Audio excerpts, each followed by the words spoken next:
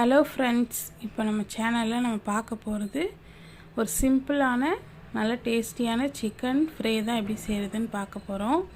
இது செய்கிறது ரொம்பவே ஈஸி, பேச்சுலர்ஸ் கூட ரொம்ப ஈஸியாக பண்ணிடலாம். இது செய்கிறதுக்கு நான் 1 கிலோ சிக்கன் எடுத்திருக்கேன். இதில் நம்ம ஒரு அரை டீஸ்பூன் அளவுக்கு மஞ்சள் தூள், அப்புறம் ஒரு 1.5 டேபிள் ஸ்பூன் அளவுக்கு காஷ்மீரி மிளகாத்தூள், கரம் மசாலா ஒரு டீஸ்பூன், மல்லித்தூள் ஒரு 1.5 டேபிள் ஸ்பூன், சோம்புத்தூள் 1 டீஸ்பூன் சேர்த்துக்கோங்க. இஞ்சி பூண்டு பேஸ்ட் 1.5 டேபிள் ஸ்பூன் அளவுக்கு சேர்த்துக்கோங்க. அப்புறம் உப்பு ஒரு 1.5 டீஸ்பூன் கரெக்டாக இருக்கும். சேர்த்துட்டு தயிர் ஒரு 1.5 டேபிள் ஸ்பூன் சேர்த்துட்டு நல்லா கலந்து விடுங்க.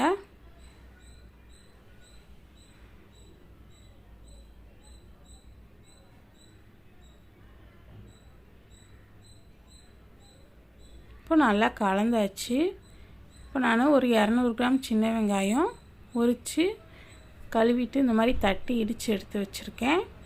அதையும் சேர்த்துக்கலாம். சேர்த்துட்டு நல்லா ஒரு கைப்பிடி நிறையா கருவேப்பிலையை இந்த மாதிரி கிள்ளி சேர்த்துக்கோங்க.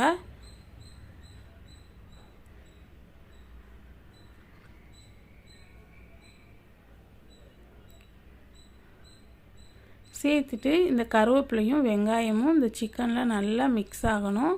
அந்த அளவுக்கு நல்லா அழுத்தம் கொடுத்து பிசைஞ்சு எடுத்துக்கோங்க. இது ஒரு அரை மணி நேரத்துலேருந்து 1 மணி நேரம் நல்லா ஊற வச்சுக்கலாம்.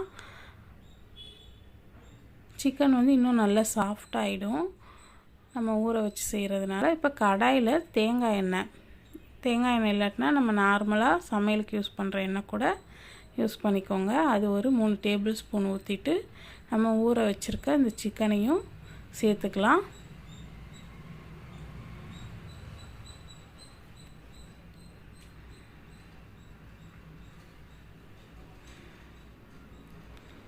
இந்த சிக்கன் ஃப்ரை நமக்கு சாதம், சப்பாத்தி, பரோட்டா, தேங்காய் பால் சாதம், தக்காளி சாதம் இதுக்கெல்லாம் சைடிஷாக ரொம்ப சூப்பராக இருக்கும்.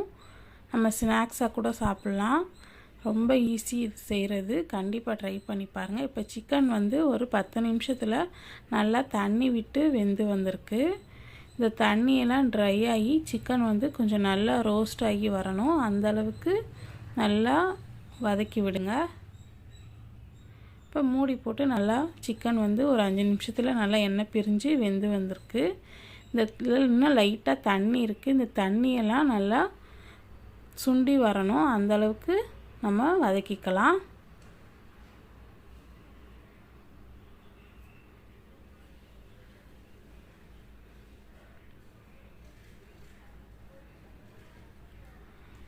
இது செய்கிறது ரொம்ப ஈஸி, ஆனால் டேஸ்ட்டு ரொம்ப சூப்பராக இருக்கும்.